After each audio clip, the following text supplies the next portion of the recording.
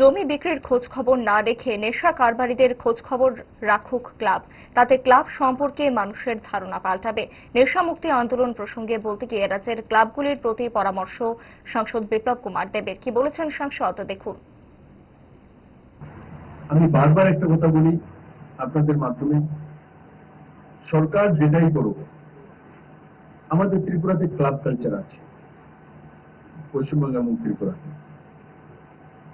আমি একবার এই ক্লাবগুলোকে দায়িত্ব দিয়েছিলাম, বলে তোমরা তোমাদের এরিয়াকে ক্লাবগুলো শুধু দুর্গাপুজো করার জন্য আর চাঁদা তুলে সামনে 3টা দোকান করে র্যাঙ্ক উঠানোর জন্য তো ক্লাব বানানো নেই, ক্লাব সমাজসেবার জন্য করা হয়েছে।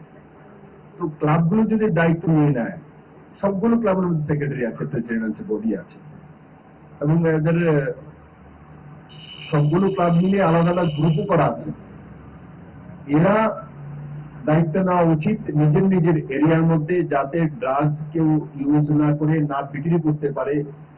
ক্লাবগুলো যদি নেমে যায় রাস্তাতে, ছেলে মেয়েরা, আমাদের যে ইনোসেন্ট বাচ্চারা ড্রাগস নিয়ে নিচ্ছে, সেখান থেকে বাঁচার সুযোগ পাবে।